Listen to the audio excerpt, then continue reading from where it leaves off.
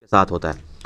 لیکن چونکہ یہ پوری انسانیت کو دعوت دی جا رہی ہے، اس لیے ان آیات کا جو سٹارٹ ہے وہ پوری انسانیت کو مخاطب کر کے ہے. یا ایھا الناس، اے پوری انسانیت، اے لوگو، اعبدوا ربکم،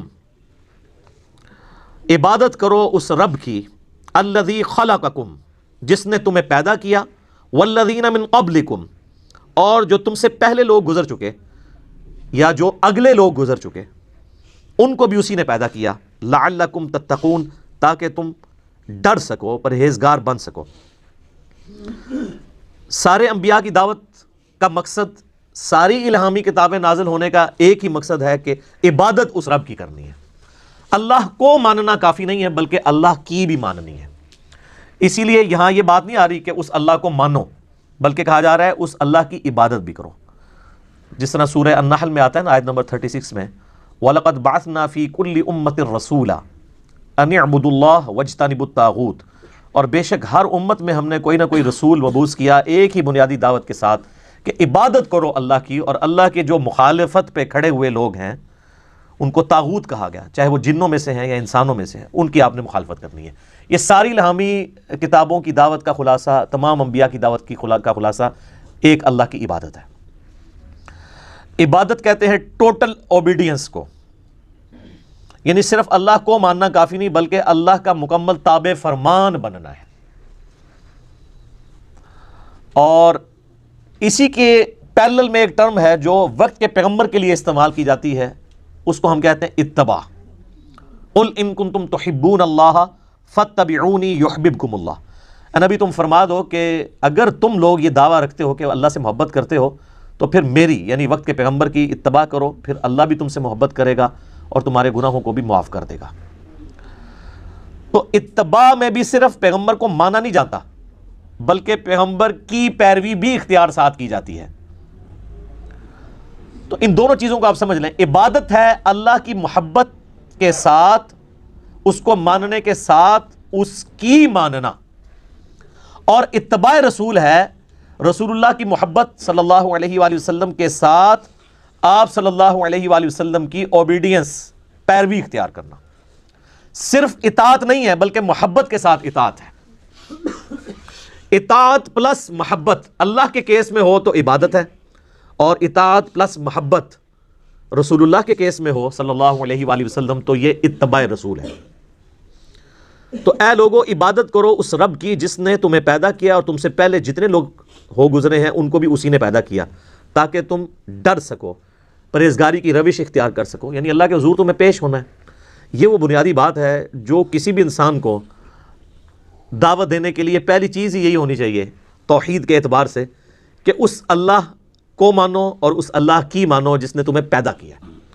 سورہ طور میں بھی آتا ہے نا کہ کیا یہ لوگ بغیر کسی کے بنائے پیدا ہو گئے ہیں یا انہوں نے اپنے آپ کو خود پیدا کیا ہے. ہائے ہائے ہائے، دو ہی پاسبلٹیز ہو سکتی ہیں نا، یا انسان اپنا کریٹر خود ہو یا اس کو کسی نے پیدا نہ کیا ہو. تو یہ تو کیس کوئی نہیں ہے کہ کسی نے پیدا نہیں کیا. اس کی وجہ یہ ہے کہ پیدا ہونا ہماری نگاہوں کے سامنے ہے. ہمارے ماں باپ نے ہمیں پیدا ہوتے ہوئے دیکھا ہے اور ہمارے ماں باپ کو ان کے ماں باپ نے پیدا ہوتے ہوئے دیکھا ہے. تو کریشن تو ہوئی ہوئی ہے. تو کیا ہماری پیدائش جو ہے وہ ہمارے ماں باپ ذریعہ ضرور بنے ہیں لیکن ان کو تو نہیں پتہ کیسے پیدائش ہوئی ہے. وہ اللہ ہی ہے جو پرفیکشن کے ساتھ مخلوقات کو بناتا ہے. ان کو تو بالکل پتہ نہیں ہوتا. مخلوق جو پیدا ہو چکی ہے اسے خود اپنے بارے میں نہیں پتا کہ اس کے اندر کیا کچھ چل رہا ہے، سوچ بھی نہیں سکتا. آج اگر سائنس ہمیں یہ باتیں ٹروتھ ریویل نہ کرتی اس کائنات کے بڑے بڑے حقائق، تو ہم کبھی امیجن بھی نہیں کر سکتے تھے کہ کتنی یہ کمپلیکس کریشن ہے. کوئی بھی زندہ چیز ہے، اس پہ تو گھنٹوں بولا جا سکتا ہے. انسان کے جسم میں جو ایک خلیہ ہے نا، اس خلیے کو بنانے کے لیے نیو یارک سٹی جتنی جگہ چاہیے، جتنے سسٹم اس میں اللہ نے رکھ دیے ہیں.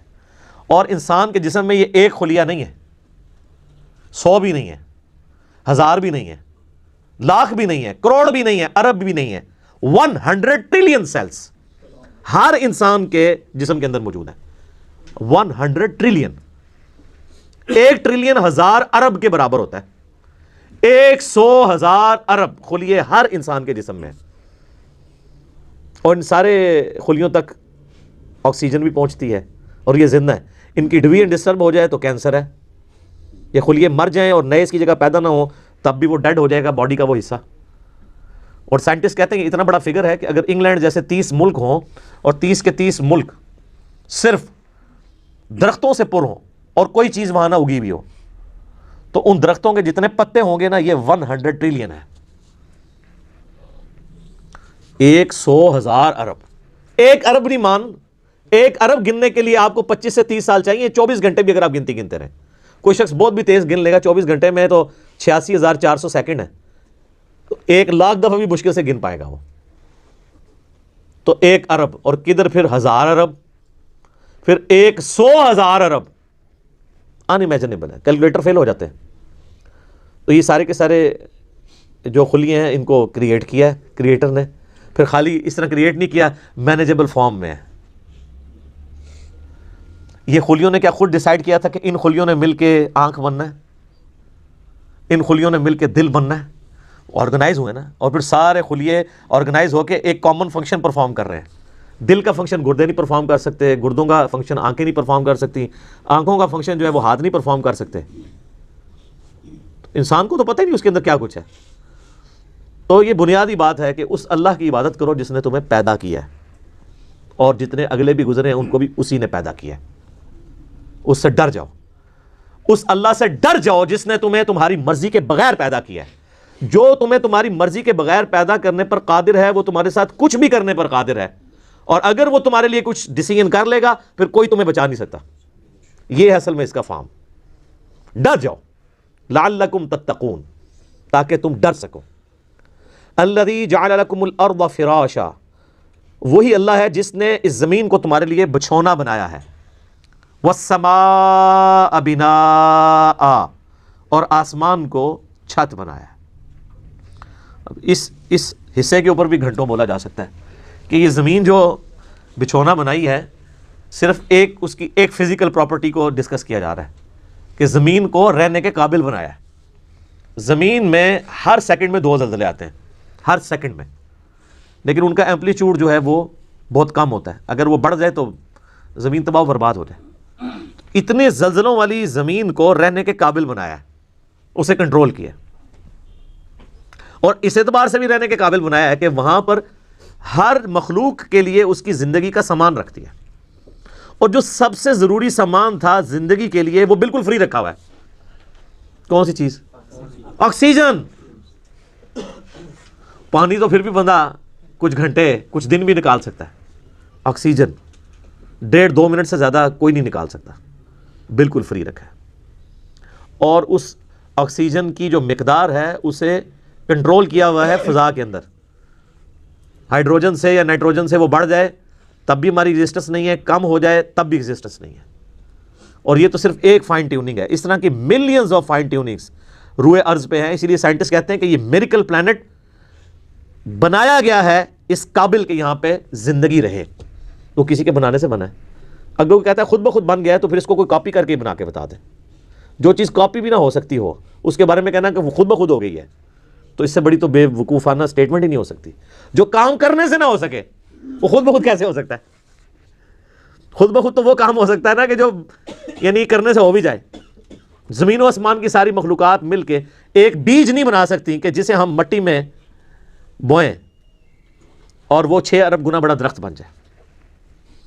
لوگ تو کہتے ہیں جی مٹی کی تو کوئی قیمت ہی نہیں ہے. میں کہتا ہوں سونے کی کوئی قیمت نہیں ہے. سونے میں بیج ڈالا جائے تو وہ درخت نہیں بن سکتا. اگر مٹی دنیا پہ نہ ہو تو سونے کو چاٹنا کسی نے, اور سونا نہ ہو تو پھر بھی دنیا چلتی رہے گی. یہ مٹی جو اللہ نے رکھی ہے دیکھنے کو حقیر چیز ہے, لیکن اس میں ہم بیج بوتے ہیں, اور سر وہ بیج اب نکلتا ہے اور درخت بنتا ہے. اس درخت کا سائز, اس کے پھولوں کے لگنے کی ٹائمنگ, اس کا پھل میں کنورٹ ہونا, پھلوں کے پکنے کی ٹائمنگ, پتوں کی شیپس, ان کے سائز, پھر ایک ایک پتے تک پانی کا پہنچنا زمین سے, یہ تو انسان پریشان ہو جاتا ہے. ایک درخت تو بہت بڑی بات ہے, ایک بیج نہیں کوئی بنا سکتا, اور کوئی یہ کہے کہ خود بخود بن گیا. تو اس سے بڑی بے وقوفی کسی کی کیا ہو سکتی ہے؟ دنیا کا کوئی بے وقوف انسان بھی ایک بال پوائنٹ کے لیے ماننے کے لیے تیار نہیں خود بخود بن جائے, کیونکہ یہ ایک مینیجیبل چیز ہے, الٹپ نہیں ہے, ایٹ رینڈم نہیں ہے. تو زمین کو اس نے تمہارے لیے بچھونا بنایا ہے. والسماء بناء, اور آسمان کو چھت بنایا ہے. اب یہ متشابہات میں سے ہیں، یعنی آسمان کے بارے میں جو اب ہمیں اس ماڈرن سائنس کی وجہ سے ٹروتھ ریویل ہو رہے ہیں وہ تو بڑے حیران کن ہیں. یعنی آسمان کی جو لیئرز ہیں، آسمان تک پہنچنے کے لیے جو اللہ تعالیٰ نے لیئرز رکھی ہوئی ہیں، ان کے لیے بھی آسمان کا لفظ استعمال ہو سکتا ہے. اسٹریٹوسفیئر ہے، پھر ٹروپوسفیئر ہے، پھر اوزون کی لیئر ہے. یعنی سورج سے ملینز آف ایمپلیٹیوڈ کی مختلف ریز دنیا میں آتی ہیں، لیکن زمین کی جو ہماری رہنے کی سطح ہے اس میں سے چاند ایک پہنچتی ہیں. 99.99% یہ آسمان کی جو لیئرز ہیں اس کی وجہ سے ریپیل ہو جاتی ہیں، کچھ ارتھ میگنیٹک فیلڈ کی وجہ سے ریپیل ہو جاتی ہیں، ورنہ وہ ہارمفل ریز نیچے آ جائیں تو بیماریاں. یہ جو کہتے ہیں اوزون لیئر کے اوپر ایک شگاف ہے، اس کی وجہ سے سکن کینسر کا خدشہ ہے ان علاقوں میں جہاں پہ وہ ڈائریکٹ ریز آتی ہیں. تو یہ آسمان کو ایک بڑی مضبوط چھت بنایا ہے اللہ تعالیٰ نے. آسمان حفاظت کا ذریعہ ہے. یہ اللہ کی قدرتیں ہیں جی، اس پہ کتنی دیر بولا جائے. میرے اس پہ کئی ایک لیکچرز ہیں، وہ آپ دیکھ لیں ورنہ تو ٹاپک بدل جائے گا. وَأَنزَلَ مِنَ السَّمَاءِ مَاءً، اور آسمان سے اس نے پانی کو نازل کیا. فَأَخْرَجَ بِهِ مِنَ الثَّمَرَاتِ، پھر اس کے ذریعے پھل اگائے تمہارے لیے، رِزْقًا لَكُمْ، تمہارے رزق کے طور پہ. اچھا یہ ساری باتیں بنیادی ہیں. کوئی دنیا کا انسان نہیں ہے جو کہ یہ چیزیں میری آبزرویشن میں نہیں ہے. قرآن چونکہ پوری انسانیت کے لیے ہے، لہٰذا اس میں بالکل ڈیٹم لیول کی بنیادی باتیں ڈسکس ہوں گی جو ہر بندے کے ایکسپیرینس میں، نالج میں ہوں. یہ جتنی باتیں آ رہی ہیں کہ تمہیں اللہ نے پیدا کیا، تم سے اگلوں کو پیدا کیا، سب کے ایکسپیرینس میں. اللہ تعالیٰ نے زمین کو رہنے کے قابل بنایا ہے، آسمان کسی انسان نے بنائی ہے. انسان تو ہمیشہ سے آبزرو بھی کر رہا ہے اسے. انسان تو صرف ڈسکوری کرتا ہے، اور انوینٹ بھی جو کرتا ہے وہ بھی کریشن ایکس نہیلو نہیں کرتا، عدم محض سے وجود نہیں دیتا، بلکہ اللہ کی تخلیقات کو یوز کر کے کرتا ہے. اگر وہ یہ ٹیبل لکڑی کا بنا رہا ہے تو لکڑی اس نے نہیں بنائی ہے، لکڑی نیچر سے ہی آئی ہوئی ہے. کریشن ایکس نہیلو نہیں ہے، لیکن اللہ تعالیٰ بدیع السماوات والارض ہے. زمین و آسمان کو بغیر نمونے کے، کوئی چیز نہیں تھی تو پیدا کیا ہے. انسان جو خالق ہے وہ اللہ کی تخلیق میں سے خلق کرتا ہے، لیکن انسان بدیع نہیں ہے. البدیع نہیں اسے کہہ سکتے آپ، بغیر نمونے کے چیزوں کو پیدا کرنے والا. تو آسمان کے ذریعے پانی ہم دیکھتے ہیں، اس کے ذریعے زمین سے رزق نکالتا ہے تمہارے لیے. اس میں کیا قیامت مضمر ہے. رزق نکالنا بھی کافی نہیں تھا اگر اس رزق کی کمپیٹیبلٹی ہمارے ساتھ نہ ہوتی. آپ شیر کے سامنے تازہ ترکاری لا کے ڈال دیں، بہترین سے بہترین سبزی بھی، وہ دیکھنا بھی گوارا نہیں کرے گا کیونکہ اس کی جبلت نہیں ہے، اس کے لیے وہ رزق نہیں ہے. اور بکری کے سامنے فریش قیمہ لا کے ڈال دیں آپ، اس کے لیے کوئی اٹریکشن نہیں ہے. تو صرف رزق تمہارے لیے، رزق یعنی رزق بھی پیدا کیا اور اس رزق کو کمپیٹیبل بھی بنایا. اور یہ رزق میں تو میں صرف کھانا بھی نہیں ڈسکس کر رہا ہوں، ورنہ تو ہر نعمت ہی رزق ہے. سب سے اہم ترین رزق آکسیجن ہے جو ہم انہیل کرتے ہیں، جس کے بغیر ہم 1.5-2 منٹ سے زیادہ زندہ ہی نہیں رہ سکتے. وہ سب کے لیے فری رکھتی ہے اللہ نے. کوئی اس کے اوپر ٹیکس نہیں ہے، کوئی آپ کو خریدنا نہیں پڑے گا، یہ آپ کے لیے فری ہے. تو جس اللہ نے یہ ساری نعمتیں دی ہیں، اس نے زمین کو رہنے کے قابل بنایا، آسمان کو تمہارے لیے مضبوط چھت بنایا تمہاری پروٹیکشن کے لیے، آسمان سے پانی نازل فرما کے زمین میں سے نباتات اگائے، اس کے ذریعے تمہارا یہ فوڈ سائیکل چلتا ہے سارے کا سارا. سب کچھ زمین سے ہی آ رہا ہے، چاہے وہ جانوروں کی خوراک ہو، چاہے پودوں کی خوراک ہو، چاہے ہماری خوراک ہو. زمین مر جائے تو ساری مخلوقات مر جائیں. تو اللہ تعالیٰ فرماتا ہے جس نے سب کچھ کیا ہے، فَلَا تَجْعَلُوا لِلَّهِ أَنْدَادًا وَأَنْتُمْ تَعْلَمُونَ، پھر اللہ کے ساتھ کوئی مد مقابل نہ ٹھہراؤ، اور تم جانتے تو ہو، تم جانتے تو ہو کہ یہ کوالٹیز کسی اور کی ہے ہی نہیں ہے. یہ توحید تو تمہارے اندر موجود ہے کہ اللہ کے مد مقابل کوئی نہیں ٹھہرایا جا سکتا. مجھے بتائیں قرآن اسٹارٹ میں جو توحید بیان ہوئی ہے، اس توحید کو پڑھ لینے کے بعد کوئی کسی بابے کو پکارے گا؟ کسی مرے ہوئے شخص کو پکارے گا؟ کسی زندہ شخص سے وہ چیزیں ڈیمانڈ کرے گا جس کا وہ اہل ہی نہیں ہے؟ امپاسبل ہے. کتنی بنیادی بات ہے. بس یہ ساری نعمتوں کے عوض میں تم سے ایک بات مانگ رہا ہوں، فلا تجعلوا للہ اندادا، پس مت بناؤ اللہ کے ساتھ کسی اور کو مد مقابل ند کے طور پہ. وانتم تعلمون، اور تم جانتے تو ہو کہ کوئی ہے ہی نہیں ایسا کہ جسے بنایا جائے مد مقابل. کون ہو سکتا ہے؟ یہی ند کا لفظ ہے جو حدیث کے اندر آیا ہے. جو الادب المفرد میں صحیح سند کے ساتھ ہے اور مسند امام احمد میں بھی ہے. ایک صحابی نے اللہ کے نبی علیہ السلام کے سامنے کہہ دیا یا رسول اللہ ما شاء اللہ و شئت، جو اللہ چاہے اور جو آپ چاہیں. آپ فرمایا اجعلتنی للہ ندا، یہ وہی الفاظ ہے، کیا تو نے مجھے اللہ کے مد مقابل کھڑا کر دیا ہے؟ قل بل ما شاء اللہ وحدہ، بلکہ کہہ جو اکیلا اللہ چاہے. اچھا اس نے آگے سے نہیں آرگومنٹ کیا کہ یا رسول اللہ میں آپ کو اللہ کا بندہ ہی مان رہا ہوں، اللہ کا رسول ہی مان رہا ہوں، میں نے آپ کو کوئی اللہ مان کے نہیں کہا، میں نے آپ کو کوئی مستقل بذات نہیں مانا، میں نے آپ کو جو ہے وہ عطائی مان کے ہی بات کی ہے، ذاتی مان کے بات نہیں کی. یہ ساری کہانیاں جڑی مولویوں نے پڑھائیاں نے اس زمانے